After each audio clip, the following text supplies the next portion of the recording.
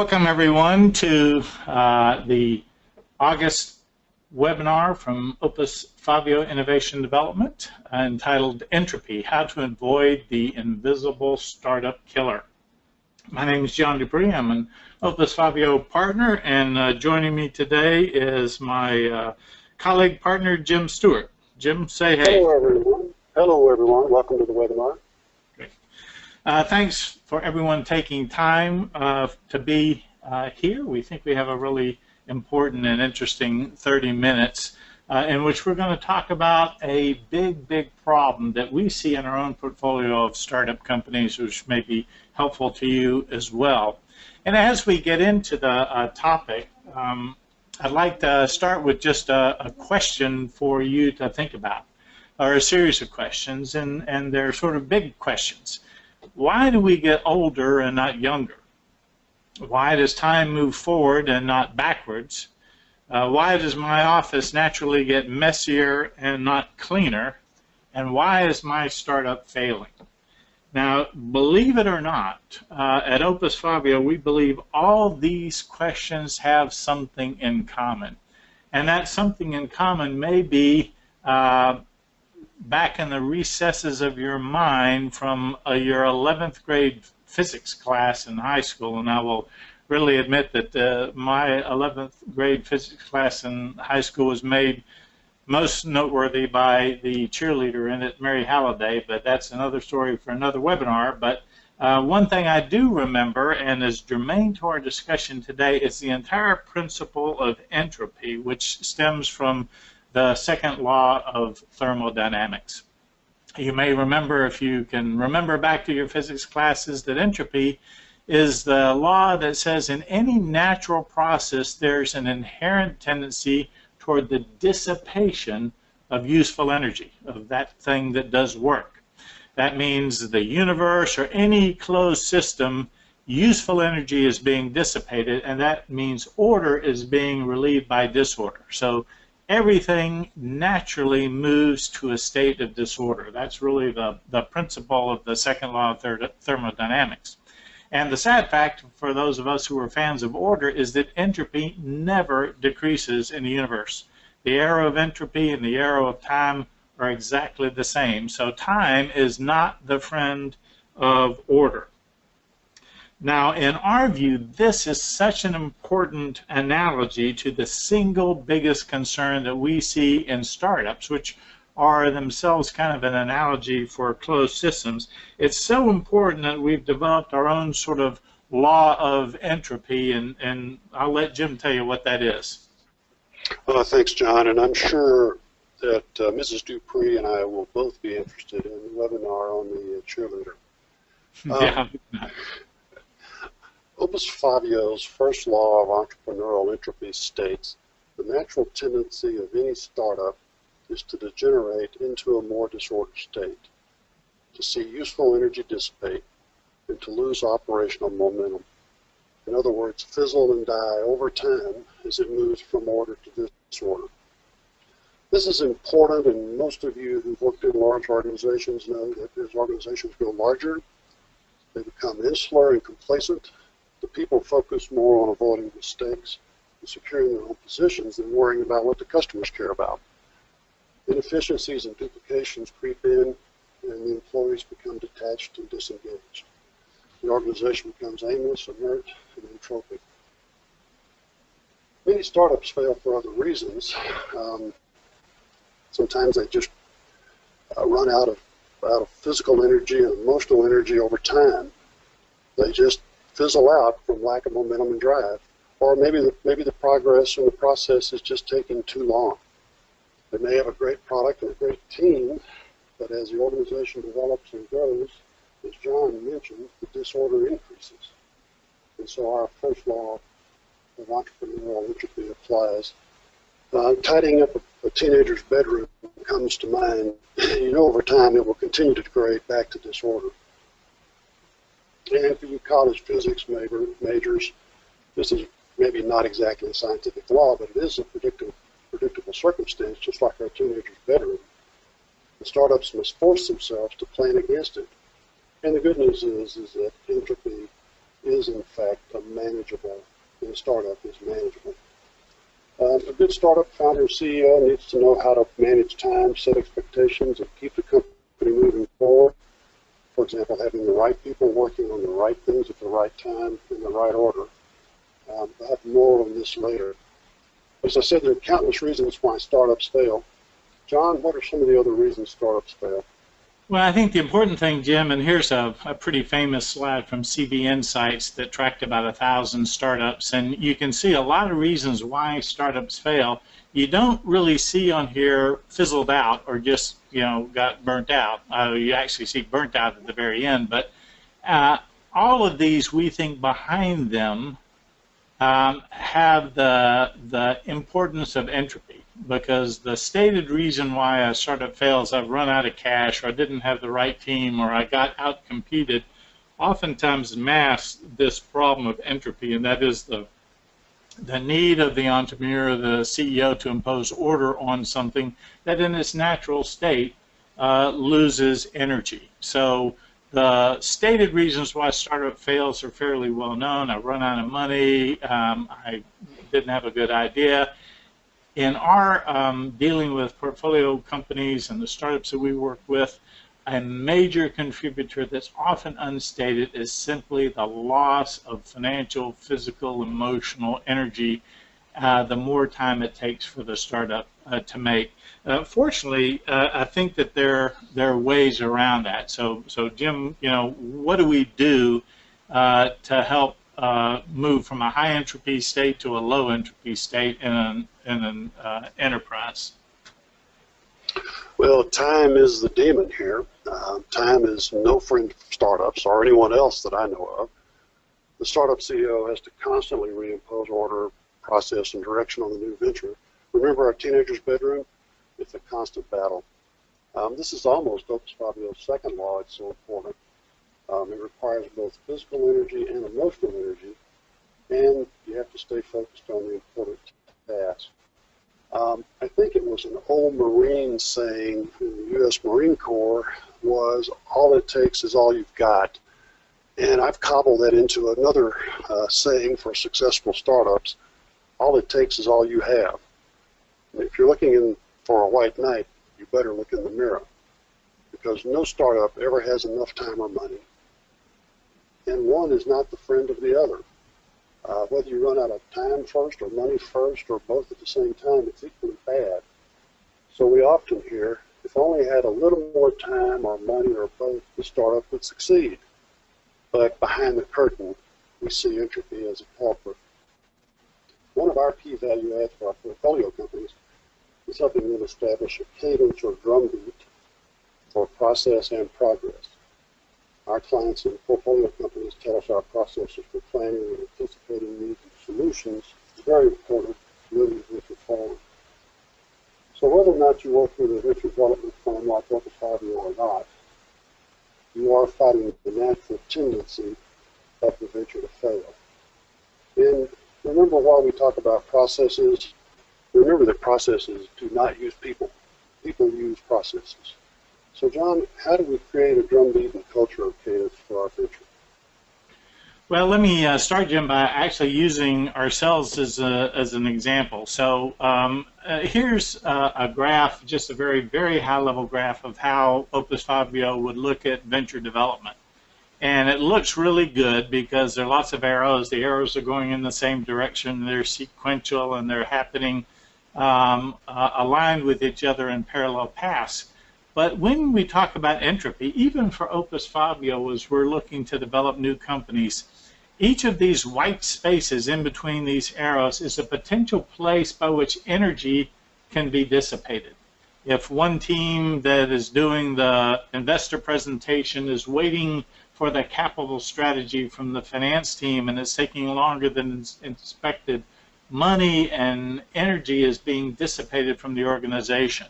If the market and competitor assessment has to be done in order for that investor presentation to happen, but the competitor assessment is taking longer, not happening in a good manner, there's no collaboration, there may be energy being dissipated. So every one of these white spaces is a potential for energy to leave the company. And that means we have to do everything we can to bring those arrows closer together, to close the spaces and the seams in an organization, very similar to if you have a house in the middle of winter. You want to make sure that there are no places for the heating to dissipate.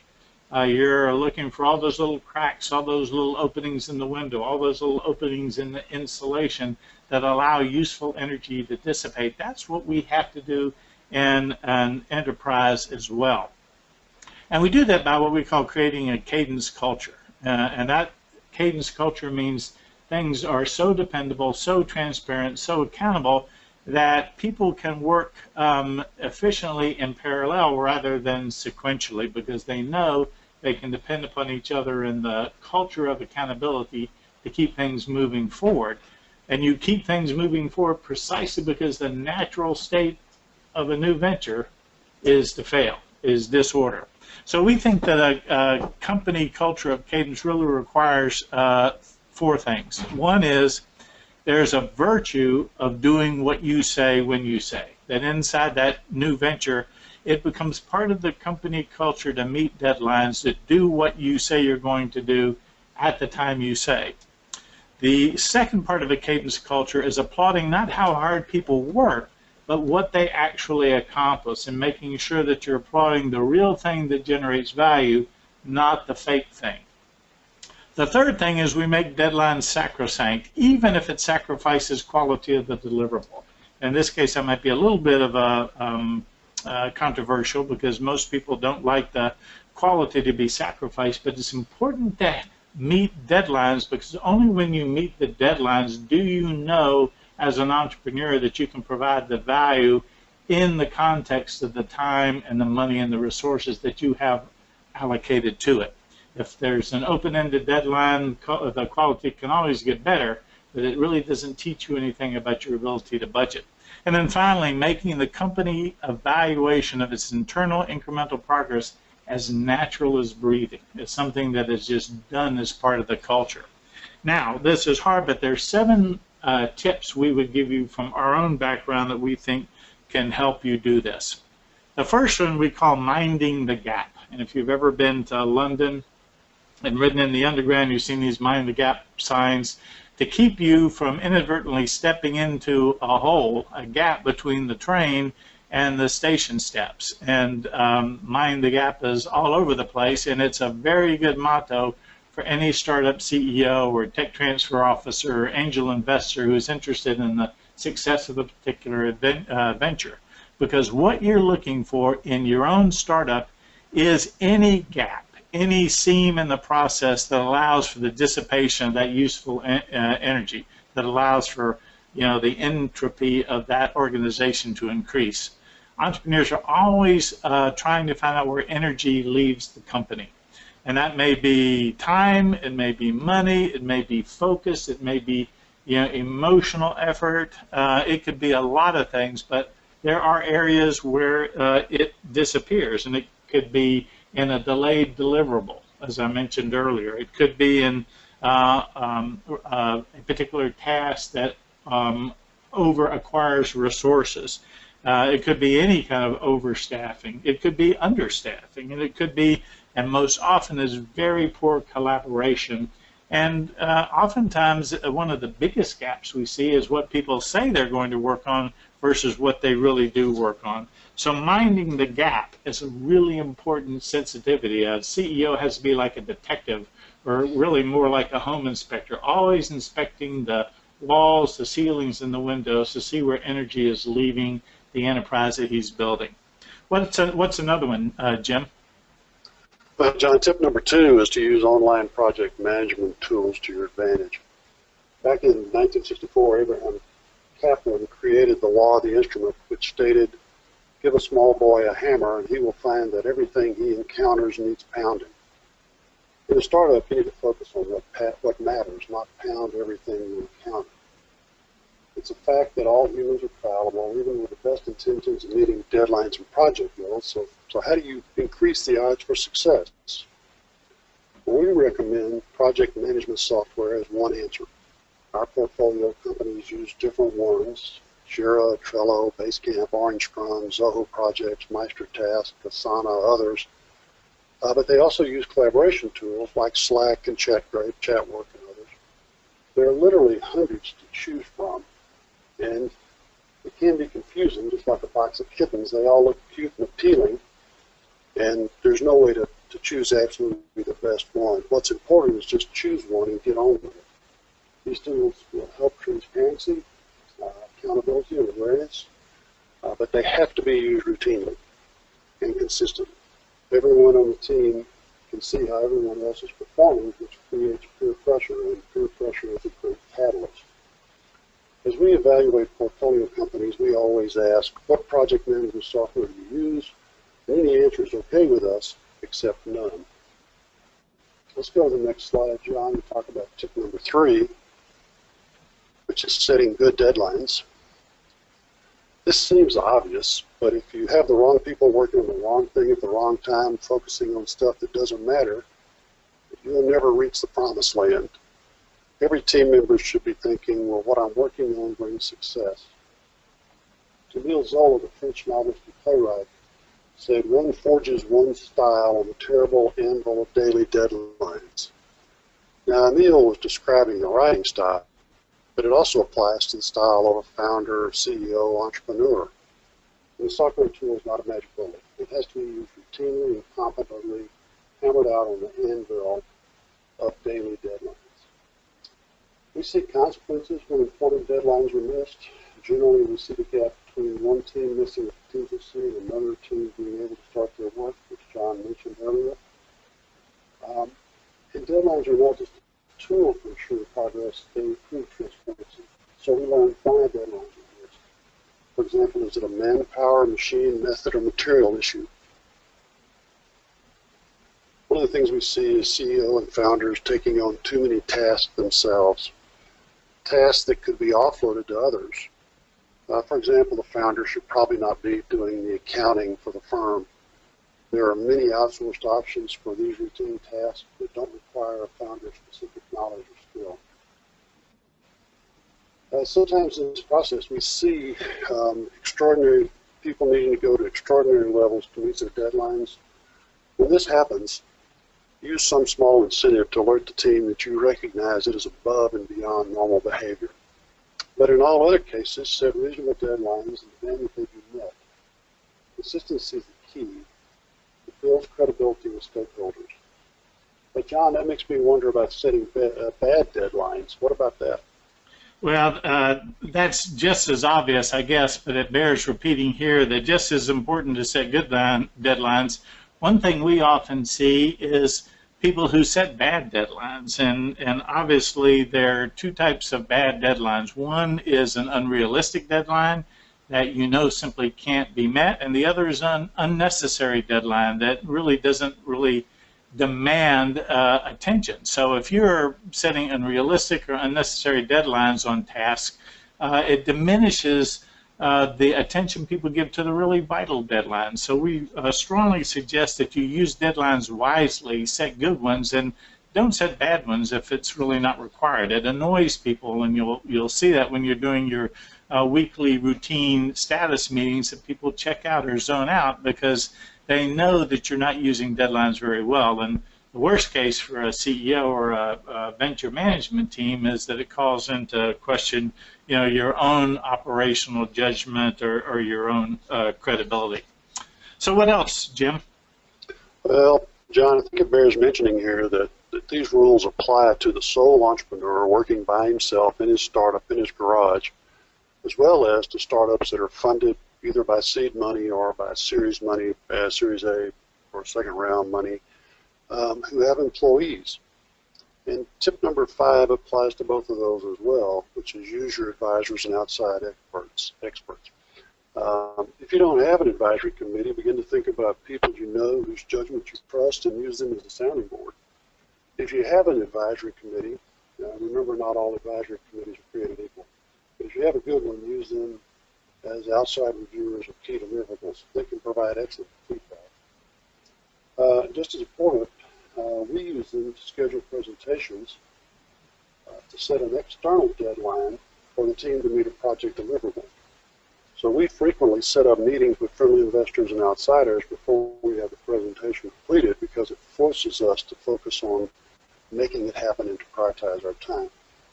And if the advisors are agreeable, we'll assign them hands-on tasks in the realm of their expertise.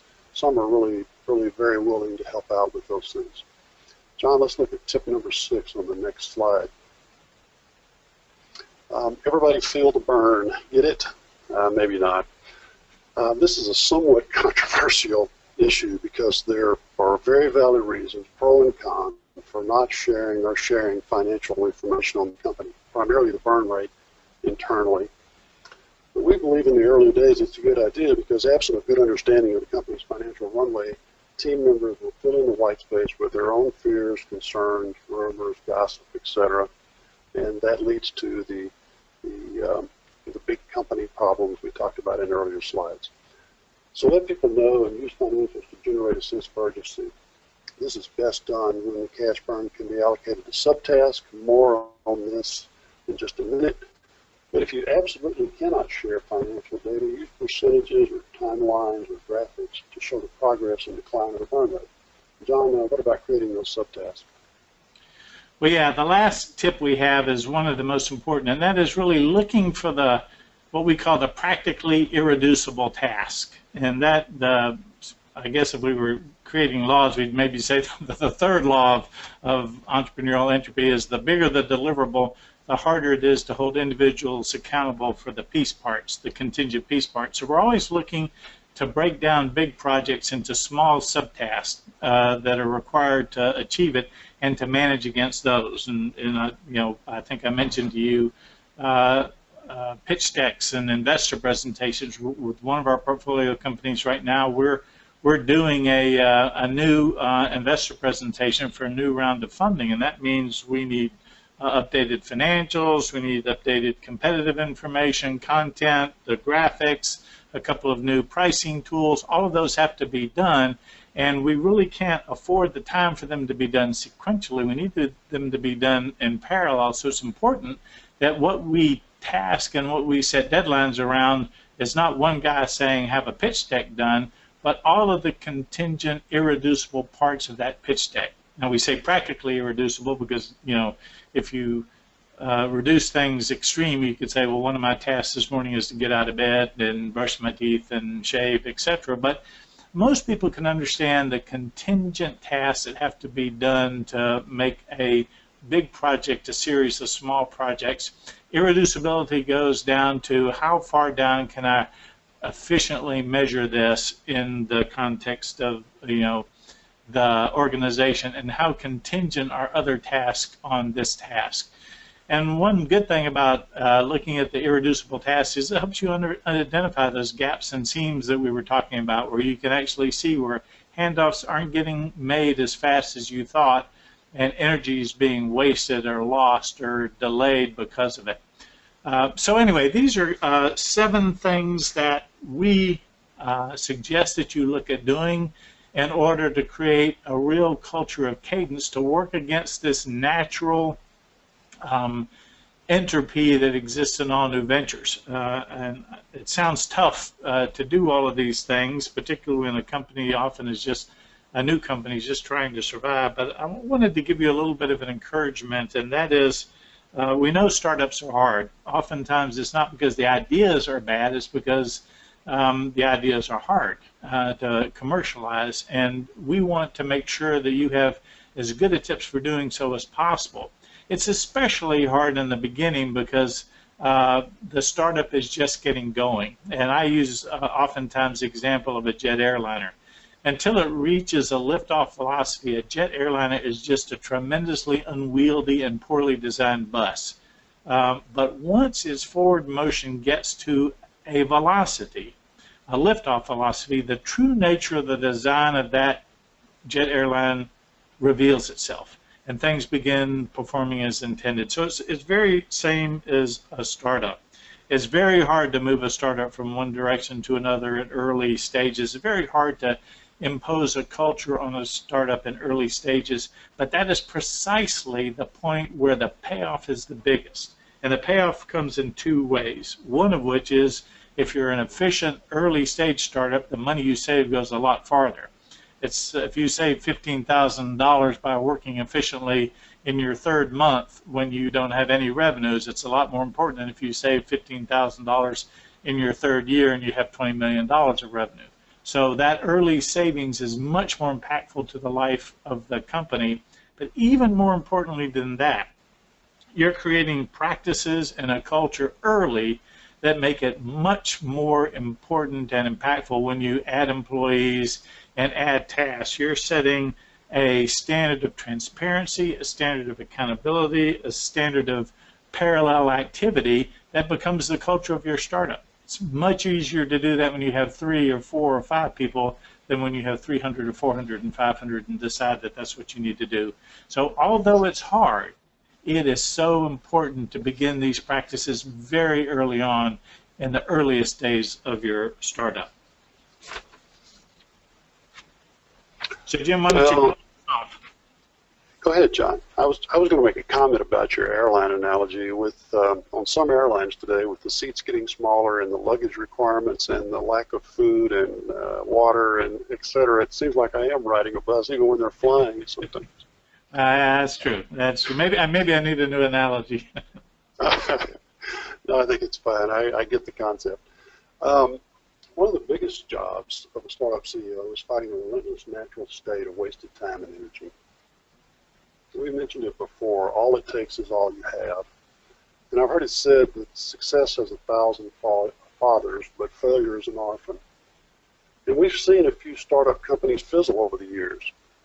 And building a culture of accountability and cadence won't make your investment immune, but it will increase the odds of a successful life and a big payoff. And I guess I could say a big liftoff to go back to the airline analogy, or the airplane analogy. We recommend that people try to fail fast. Spending lots of time on the wrong things is a huge drain. You need to get people working on the right things and be willing to kill off your probably little pet projects when necessary. If you're an angel, an investor, an entrepreneur, you need to pay attention to the cadence of the activities in your venture. And even if you don't have a development partner like Opus Fabio working with you, you need to make certain you have reasonable practices that heighten the probability of success. The natural state of venture is entropy. The natural state of venture is entropy. You have to create an unnatural state of order and forward movement. Arthur Herman Melville reportedly had his wife chain him to his desk while he was struggling to finish Moby Dick. Definitely an unnatural state of order, but it worked. John, let's move to the last slide, please. Opus Fabio will spend an hour with you happily by phone at no charge discussing your startup and venture development in general. You should also ask about scheduling an on-site 2-hour in-depth session on venture development techniques for tech transfer officers, angel networks, investors, accelerators, incubators, and entrepreneurs. If you want to learn more about this or any other offer, just call us. We're happy to talk with you about your startup or investment or anything else that you have concerns about. Our September webinar is entitled Strategic Fundraising, Smart Money for Startups. John and I thank you for joining us today. We look forward to seeing you at our next webinar on smart money for startups. And this concludes this webinar. Thanks, everyone.